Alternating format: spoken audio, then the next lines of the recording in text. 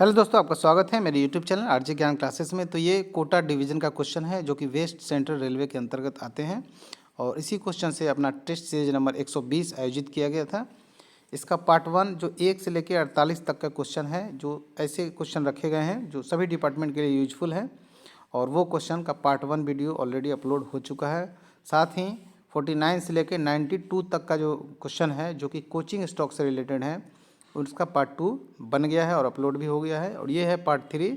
इसमें हम लोग 93 से लेके 100 तक वैगन के क्वेश्चन हैं और 101 से लेके 110 तक राजभाषा के क्वेश्चन है, उसको करेंगे और खूब एक्सप्लेन से करेंगे, जैसे कि पार्ट 1 और पार्ट 2 में एक्सप्लेन किया गया है।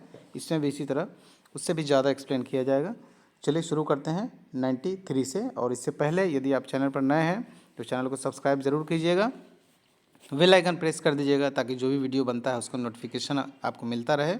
और वीडियो यदि पसंद आए तो वीडियो को लाइक ज़रूर कीजिएगा और वीडियो में क्या अच्छा लगा ये कमेंट में ज़रूर लिखिएगा। चलिए 93 से शुरू करते हैं। 93 नंबर क्वेश्चन है, what is the nominal thickness of EM pad. जो ईएम पैड होता है जो कि हर कैसनब बोगी में अभी डब्लू को छोड़ के जो वो वेरिएंट ही ख़त्म हो गया है 22W। उसके बाद के जो भी वेरिएंट्स आए हैं उन सब में इस्तेमाल किया जा रहा है ईएम पैड। और ईएम पैड जो आपने देखा होगा कैसनब बोगी, उसका जो एक्सल बॉक्स होता है, जो बियरिंग होता है, एक्सल बॉक्स तो आईसीएफ में होता है, कैसनब में जो बियरिंग होता है, बियरिंग के ठीक ऊपर एक एडाप्टर लगाया जाता है और एडाप्टर के ठीक ऊपर ये इलास्टोमेरिक पैड लगाया जाता है और उसी में कैसनब बोगी को एडजस्ट किया जाता है। तो वो जो नया साइज होता है ईएम पैड का, आपको हम ईएम पैड का चित्र भी दिखाएंगे। ये है ईएम पैड, ठीक है। इसका जो नया साइज़ होता है वो 46 mm का होता है और जो इसका कंडेमनिंग साइज़ होता है वो 42 mm होता है, ठीक है। और इसका इस्तेमाल इसलिए किया जाता है ताकि जो व्हील का फ्लेंज है उसमें घिसाव कम हो, इसलिए इसका इस्तेमाल किया जाता है। उसके जो वियर है व्हील फ्लेंज का, उसको रिड्यूस करता है, ठीक है। और हर जब पीओएच होता है तब इसको चेंज किया जाता है। चलिए अगला जो क्वेश्चन है 94, which type of bogie is use in BOXN H A. ये बॉक्सन एच ए है, ठीक है। Wagon axle load 22.1 ton, spring arrangement भी दिया है 14 और 14 4 का, यानी कि आउटर 14 इनर 14 और स्नबर तो 4 ही होते हैं। उसके बारे में पूछ रहा है कि इसमें कौन सी बोगी का इस्तेमाल होता है। इसमें होता है IRF 108 HS, ठीक है, ये बोगी इस्तेमाल होता है। तो 94 का हो जाएगा C। लेकिन कुछ डिफरेंस हैं जो बॉक्सन और बॉक्सर HA के बारे में आपको बताऊंगा और ध्यान से सुनना है क्योंकि ये क्वेश्चन बहुत ही इंपॉर्टेंट है। जो आंकड़े आपको दिए जाएंगे और सबको याद रखना है।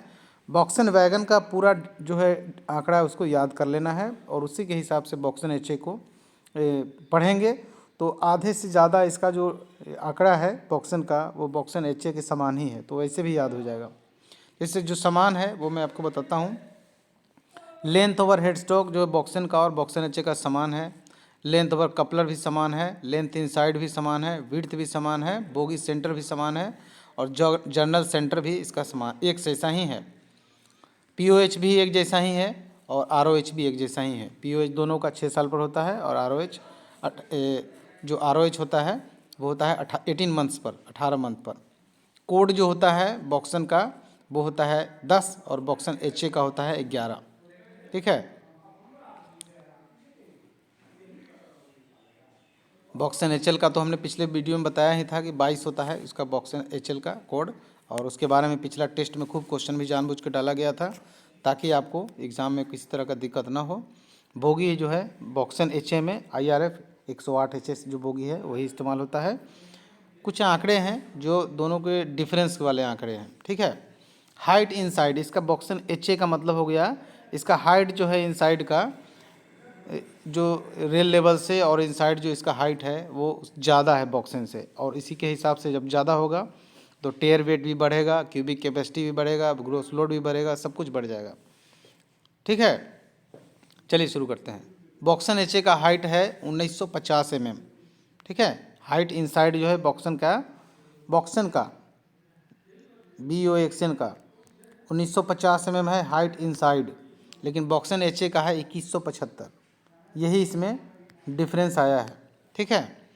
जब हाइट बढ़ गया, ठीक है, तो रेल लेवल से भी हाइट बढ़ जाएगी। रेल लेवल से हाइट जो है बॉक्सन वैगन का 3233 है, लेकिन बॉक्सन HA का 3450 है। बढ़ गया, इधर भी बढ़ गया। क्यूबिक कैपेसिटी भी बढ़ जाएगी, अब हाइट बढ़ गया है तो जो बॉक्सन वैगन होते हैं उसके 56.29 है क्यूबिक कैपेसिटी, और बॉक्सन एच जो वैगन है इसका है 62.8। एक्सल लोड जो है 20.32 है बॉक्सन का, लेकिन जो बॉक्सन एच है इसमें कई एक्सल लोड के बनाए गए हैं जो मॉडिफाइड कर करके। बॉक्सन एच में आपको मिलेगा 22.1, 20.32 या 22.82 टन का भी आपको एक्सल लोड मिलेगा। टेयर वेट भी बढ़ेगा, बॉक्सन का टेयर वेट है 23.2 याद रखिएगा, लेकिन बॉक्सन एच का हो गया 23.17, ये टेयर वेट बढ़ गया।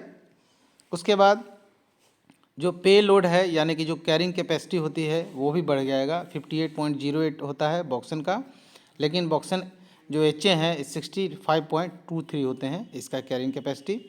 ग्रॉस लोड भी आप जानते हैं कि 81.28 होता है बॉक्सन का, लेकिन इसका जो है बॉक्सन एच का 88.4 हो गया है बॉक्सन एच का। रेशियो ग्रॉस लोड टू टेयर 3.5 है बॉक्सन का, लेकिन इसका हो गया 3.82। रेशियो पे लोड टू टेयर हो जाएगा 2.5 बॉक्सन का है, लेकिन इसका हो जाएगा 2.82। और स्पीड जो है बॉक्सन वैगन का एम्प्टी कंडीशन में 75 है और लोडेड कंडीशन में 75 kmph का है यानी किलोमीटर पर आवर, और एम्प्टी कंडीशन में 80 किलोमीटर पर आवर का है, लेकिन इसका जो है एक्सल लोड के हिसाब से इसका रखा गया है। इसे अगर 22.82 टन का अगर है बॉक्सन एच वैगन तो इसका जो एम्प्टी कंडीशन में जो स्पीड होगा वो 100 kmph का होगा और लोडेड में 75 kmph का होगा। उसी तरह 20.82 का अगर है तो 100/100 होगा, उस वो एक्सल लोड के हिसाब से इसका डिफरेंस रखा गया है। ठीक है, तो बॉक्सन एच के बारे में हमने बहुत सारा जानकारी एकत्र कर लिया और उम्मीद है कि आपको सुन के अच्छा लगा होगा, क्योंकि ये एग्ज़ाम के लिए बहुत ही इंपॉर्टेंट है। आगे देखते हैं question number 95। Newly built container wagon, जो कंटेनर वैगन होते हैं वो नए नए जब बनते हैं, ठीक है, तो इसका POH भी होता है जिसको कि पीरियोडिक ओवरहॉलिंग भी कहा जाता है। ठीक है, जब पीरियोडिक ओवरहॉलिंग होगा तो उससे क्वेश्चन भी बनेंगे।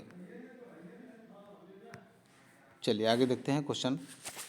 हाँ 95 का, तो पीरियोडिक ओवरहॉलिंग होगा तो उसका क्वेश्चन भी उससे बनेगा। ये जो नया नया जब बनेगा तो उसका 6 साल पर POH होता है, और ROH में थोड़ा सा डिफरेंस है। ROH जब पहला POH होगा उसके बाद का जो ROH होगा कंटेनर BLC वैगन में वो होगा 24 मंथ्स पर, उसके बाद का ROH जो होगा वो 18 मंथ्स पर होगा। ठीक है, चलिए आगे देखते हैं question number 96। Which type of bogie use in boast wagon, boast wagon में किस प्रकार की बोगी का इस्तेमाल होता है। तो बोस्ट वैगन जो होते हैं उसमें कैसनप 22HS बोगी का इस्तेमाल होता है, यानी कि ए इसका करेक्ट आंसर हो जाएगा। और बोस्ट में और बहुत सारे वेरिएंट्स आते हैं, जैसे बोस्ट होता है, बोस्ट M1 होता है, बोस्ट HS होता है, बोस्ट HS M1 होता है, और बोस्ट HS M2 भी होता है। सब में अलग अलग प्रकार की बोगियाँ होती है। बोस्ट HS होता है और बोस्ट HS M1 है, इन सब में मॉडिफाइड बोगी का इस्तेमाल किया जाता है, लेकिन बोस्ट HS M2 में मॉडिफाइड 2 बोगी का इस्तेमाल किया जाता है। ठीक है, और सब में स्प्रिंग अरेंजमेंट भी अलग अलग है। आप हमारे मटेरियल में ध्यान से उसको पढ़िएगा और एक एक करके आराम से याद कीजिएगा। एक वैगन को एक दिन याद कीजिए, दूसरे वैगन को दूसरा दिन याद कीजिए, और बाकी जो अलग चैप्टर पढ़ रहे हैं वो पढ़ते रहिए। इसी तरह तैयारी आराम से हो जाएगी और पता भी नहीं चलेगा। ठीक है, तो इसका आंसर हो जाएगा C 95 का, 96 का A। 97 देखिए, technical pamphlet for instruction and maintenance for automatic twist lock ATL device fitted in container flat wagon. जो फ्लैट वैगन होते हैं उसमें ATL डिवाइस भी लगाया जाता है, टोटल 8 ATL डिवाइस लगाया जाता है, और उसका जो मेंटेनेंस मैनुअल का टेक्निकल जो पम्पलेट नंबर है वो है G100, यानी कि 97 का हो जाएगा D। ठीक है, G92 इसमें एक इम्पोर्टेंट है, इसमें है कि IRSA 600 या IRSA 600J टाइप का जो स्लेक एडजस्टर है उसके मेंटेनेंस के बारे में दिया गया है। IRSA 450 एक भी स्लेक एडजस्टर है जो कि कोचिंग स्टॉक में इस्तेमाल होता है, उसके मेंटेनेंस के बारे में भी दिया हुआ है G92 में। तो ये भी आपको G92 याद रखना है, और G से संबंधित जितना भी मटेरियल है वो अगर आपके पास है तो ठीक है, नहीं है तो यहाँ से ले लीजिए और तुरंत उसको याद कीजिए, क्योंकि 1-2 क्वेश्चन हर एग्ज़ाम में दिख जाते हैं। आगे देखते हैं क्वेश्चन नंबर 98। यही है जो अभी हमने आपको पढ़ के बताया, वही IRSA 600 और IRSA 600J जो कि फ्रेट स्टॉक में इस्तेमाल होता है, और IRSA 450 जो कि कोचिंग स्टॉक में इस्तेमाल आता है। उसी का मेंटेनेंस के बारे में है G92। तो इसका आंसर ए हो जाएगा 98 का ए। 99 देखिए, टेयर weight of BCN wagon. BCN wagon का जो टेयर वेट होता है वो आपसे पूछ रहा है। तो BCN वैगन जो होते हैं वो कवर्ड वैगन होते हैं। वैगन कई प्रकार के होते हैं, आपको ध्यान में रहना चाहिए।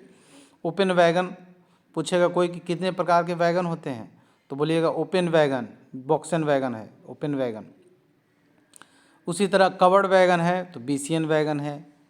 होपर वैगन है जो कि बॉटम डिस्चार्ज, नीचे से ही डिस्चार्ज होता है, तो वो होता है BOBRN वैगन, ठीक है। उसी तरह टैंक वैगन है, BTPN वैगन है। अन्य प्रकार के वैगन, बहुत सारे प्रकार के वैगन हैं और सबको आपको ध्यान में रखना है। तो चलिए, टेयर वेट, BCN वैगन का टेयर वेट पूछ रहा है, तो ये होता है 27.20। खाली अवस्था में जो वैगन का वजन होता है उसी को टेयर वेट कहा जाता है, और ये है 27.20 टन, ठीक है।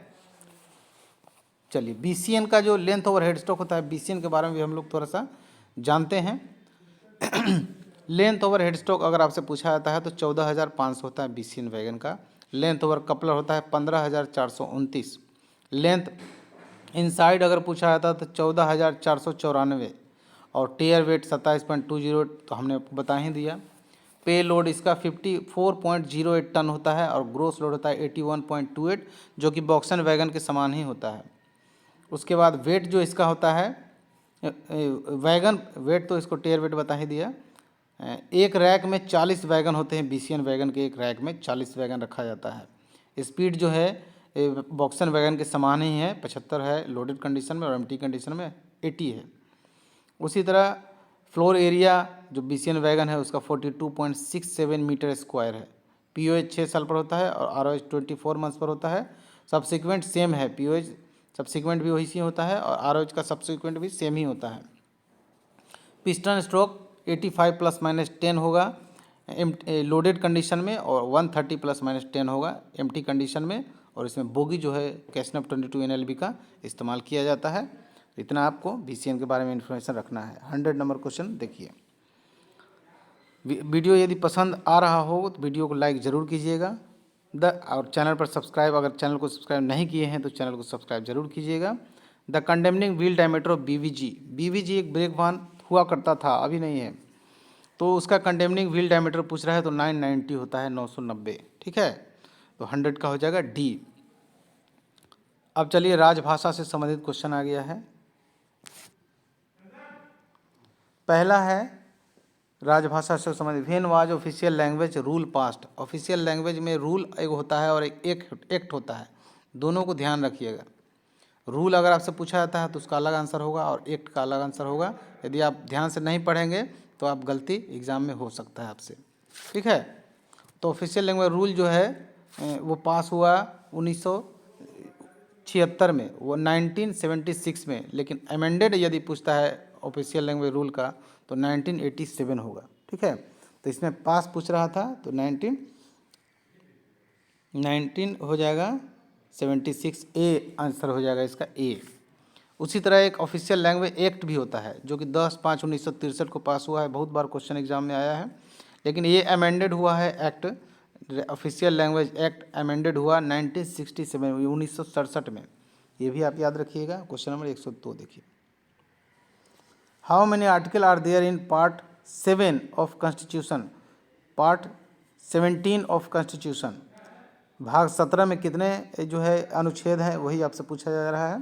तो टोटल 9 आर्टिकल हैं, 343 से लेकर 351 तक आप गिनेंगे तो आपको 9 आएगा टोटल, तो वही 9 आर्टिकल हैं। तो इसका आंसर हो जाएगा ए। उसके बाद 103 नंबर देखिए, which award scheme has been introduce for collection of poetry to encourage the literary talent of railway employ. मतलब जो है साहित्यिक प्रतिभा को प्रोत्साहित करने के लिए जो है ना, काव्य यानी कविता संग्रह हेतु कौन सी पुरस्कार योजना शुरू की गई है। तो आप जानते हैं मैथिली शरण गुप्त एक कवि हुआ करते थे, उन्हीं के नाम पर मैथिली शरण गुप्त अवार्ड दिया जाता है, और इसका आंसर हो जाएगा ए।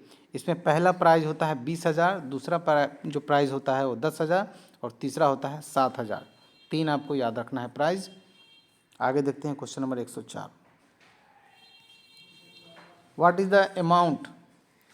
The amount of first prize award under Maithili Sharan Gupt award. जो मैथिली शरण गुप्त अवार्ड है उसमें पहला प्राइज है 20,000 रुपया, जैसा कि हमने अभी आपको बताया। क्वेश्चन नंबर 105 देखिए। Which article of the constitution contain provision regarding the official language of state. मतलब राज्यों की राजभाषा से संबंधित एक अनुच्छेद है संविधान के आर्टिकल में, और वो कौन सा है यही आपसे पूछा जा रहा है। ठीक है, तो वो है आर्टिकल 345। ठीक है, 345 में कहा गया है कि राज्य में जो भाषा चल रहे हैं उन्हीं में से या हिंदी को उनको छोड़ नहीं भी ले सकते हैं, हिंदी को भी एक राजभाषा के रूप में, या जो राज्य में बोली जा रही है भाषा उसमें से किसी एक को राज्यों की राजभाषा में उपयोग किया जा सकता है। और जो राज्य के जो प्रधान होंगे, मुख्यमंत्री होंगे, उन्हीं का ये जो है ना विधानसभा का ये अधिकार होगा। तो इसका आंसर हो जाएगा 105 का बी। आगे देखते हैं question number 106। What is the amount of second prize. हमने बताया सेकंड प्राइज 10,000 है, तो 10,000 हो जाएगा मैथिली शरण गुप्त अवार्ड के लिए। आगे देखते हैं question number 107। What is the amount of third prize. 7,000 है, तो ये हो जाएगा डी। आसान था, एक बार सुन लेंगे तो आसान हो जाएगा। In which year Nepali, Konkani and Manipuri were added to 8th schedule.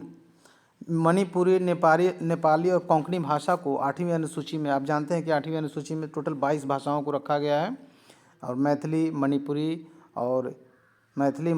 ये सबको, नेपाली, ये सबको कब ऐड किया गया। तो इन सबों को जो ऐड किया गया वो साल है 1992। ठीक है, 1992 में इसको ऐड किया गया। सिंधी को अगर पूछा जा सकता है, सिंधी को भी पूछता है, तो 1967 में इसको ऐड किया गया था, सिंधी भाषा को। तो इसका बी हो गया। क्वेश्चन नंबर 109 देखिए। When the constitution was adopted how many language are included in 8th schedule of initially. जब संविधान जो है ऑफिशियल लैंग्वेज को अपनाया उस समय कितनी भाषाएं थी, वो आपसे पूछ रहा है। संविधान की जो 8वीं अनुसूची है उसमें शुरुआत में 14 भाषाएं थी, बाद में धीरे धीरे बढ़ के अब तक हो गया 22, और अभी भी कई अन्य भाषाएं हैं जिनको उसमें जोड़ने की मांग चल रही है। ठीक है, आगे देखते हैं question number 110। Which of the chairman of division official language implementation committee. संभागीय राजभाषा कार्यान्वयन समिति की जो डिवीजन लेवल पर है उसके अध्यक्ष होंगे DRM। यदि जोनल लेवल पर होता तो उसके अध्यक्ष होते हैं GM। ठीक है, तो इस तरह से आपके 110 क्वेश्चन कंप्लीट हो गए। और बाकी अब जो क्वेश्चन है ये जो क्वेश्चन सेट है इसमें टोटल 182 क्वेश्चन है। ऐसा इसलिए होता है कि जो कैरेज के क्वेश्चन हैं और कैरेज वर्कशॉप लोगों को पढ़ना नहीं है, तो उनके जगह पर उनको, जो वैगन वर्कशॉप के आदमी हैं उनको कैरेज का नहीं पढ़ना है, तो उनकी जगह पर उनको अलग से क्वेश्चन इसमें दिया जाता है।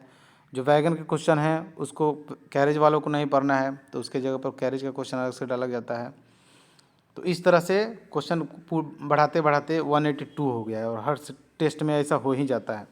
जो CNW डिपार्टमेंट में है उनको फ़ायदा होता है, उनको डबल क्वेश्चन मिल जाता है, और इनको भी फ़ायदा होता है जो कैरेज में है, उनको भी नए नए क्वेश्चन को से अवगत कराया जाता है। वैगन वर्कशॉप में काम कर रहे हैं उनका भी ज़बरदस्त बेनिफिट है, उनको भी कैरेज क्वेश्चन की जगह हटा के हम वैगन क्वेश्चन डालते हैं, और बहुत ही जानदार क्वेश्चन डाला जाता है जो कि एग्ज़ाम में पूछा जाता है, तो बहुत ही बेनिफिशियल रहता है।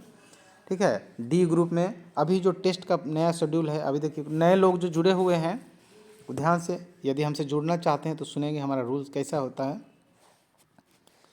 अभी जो टेस्ट चल रहा है वो टेस्ट का 4 ग्रुप चल रहा है। A कैरेज वर्कशॉप का टेस्ट है, B वैगन वर्कशॉप का टेस्ट है, C CNW का टेस्ट है, और D लोको का टेस्ट है, यानी कि AWM AME का। इसमें ऐसे क्वेश्चन को रखा गया है जो कैरेज वर्कशॉप से भी होंगे, वैगन वर्कशॉप से भी होंगे, और लोको से भी होंगे, डेमो मेमो से भी होंगे, क्योंकि उनको सभी पढ़ना है। और कुछ ऐसे वर्कशॉप भी हैं, रोलिंग स्टॉक वर्कशॉप हैं, जिनको लोको पढ़ना है, तो वो लोग भी D ग्रुप में आ गए हैं। और जो नए हैं आ सकते हैं, उनका स्वागत है। जो A ग्रुप, अगर मान लिया कि आप रोलिंग स्टॉक वर्कशॉप में हैं तो आपको D ग्रुप ही रहना चाहिए, क्योंकि यहाँ डेमो से क्वेश्चन आएगा, लोको से क्वेश्चन आएगा, और भी जो टेक्निकल है, जो हीट ट्रीटमेंट है, टॉलरेंस है, फिट है, जिग्स है, फिक्सचर है, इन सब से क्वेश्चन इसमें रखा जाता है ताकि आपका तैयारी बहुत बढ़िया हो जाए। और हमसे जुड़ने के लिए आपको बहुत ही कम फ़ी रखा गया है। जूनियर इंजीनियर की तैयारी के लिए 3000 फ़ी रखा गया है, बहुत बड़ा फ़ी नहीं है, कम अमाउंट है, ठीक है। और ये फ़ी ऐसा है कि जिसमें इसका वैलिडिटी है अप टू रिज़ल्ट। जब तक आप जिस पद की तैयारी के लिए हमसे जुड़ते हैं, या तो जेई का या AWM का या AME का, तो जब तक आपका रिजल्ट नहीं होता है तब तक इस कोर्स की वैलिडिटी है। आपको जो भी मटेरियल यहाँ से बनेंगे, अपडेटेड जो भी मटेरियल अपडेट होंगे, जैसे अभी कैसनब का ज़बरदस्त मटेरियल बन रहा है और कुछ ही दिनों में अनाउंस भी किया जाएगा, तो जो भी जुड़े हुए हैं आराम से ले सकते हैं, जिनका यहाँ से रिजल्ट अभी तक नहीं हो पाया है, ठीक है। रिजल्ट तक वैलिडिटी है। हालांकि जो जुड़ जाते हैं और एग्ज़ाम होता है तो पास ही कर जाते हैं, फेल तो बहुत कम लोग ही करते हैं। अगर नहीं पढ़ेंगे मटेरियल लेके तो फेल करेंगे, पढ़ेंगे तो फेल नहीं करेंगे, क्योंकि टोटल के टोटल क्वेश्चन यहीं से आ जाते हैं। तो 3000 जो आप देंगे उसमें पूरा मटेरियल आपको दिया जाएगा। एक अलग से व्हाट्सअप नंबर दिया जाएगा, कुछ प्रॉब्लम होता है तो सोल्यूशन के लिए। उसके बाद 10 सेट प्रीवियस पेपर भी आपको दिया जाएगा, ताकि आपको पता चलता रहे कि कैसे एग्ज़ाम होते हैं, क्या क्या क्वेश्चन रहता है। और एक रोल नंबर यहाँ से दिया जाएगा, ताकि आपको ये रोल नंबर आपको हमेशा याद रखना होगा, और ऑटोमेटिक याद रहेगा। भूल जाएंगे तो हम बता देंगे, सिर्फ मोबाइल नंबर आपको इंटर मारेंगे तो आपका रोल नंबर आ जाएगा। यहाँ सब कुछ अपडेटेड रहता है। तो ये नंबर, रोल नंबर दिया जाएगा। और रिकॉर्डेड क्लास भी चलते हैं तो उसका भी लिंक आपको दिया जाएगा। ये सब 3000 में ही होगा। टोटल मटेरियल भी दिए जाएंगे। टेस्ट का अलग से फ़ी है, 150 पर मंथ है। टेस्ट यदि देते हैं तो पेमेंट करना है, नहीं देते हैं तो 150 नहीं करना है। तो इस तरह से तैयारी किया जाता है। आपको टेस्ट भी मिल रहा है, कुछ प्रॉब्लम होता है तो सोल्यूशन के लिए नंबर अलग से भी मिल रहा है। उसके बाद आपको रिकॉर्डेड क्लास भी मिल रहे हैं। उसके बाद आपको टेस्ट सीरीज भी मिल रहे हैं। इतना पढ़ने पर, तैयारी करने पर अगर ना हो रिजल्ट तो पढ़ना बेकार है, बिल्कुल रिजल्ट होगा, ठीक है दोस्तों। तो अगले वीडियो में फिर किसी न किसी वीडियो में हम आपसे ज़रूर मुलाकात करेंगे। तब तक के लिए धन्यवाद। जय हिंद,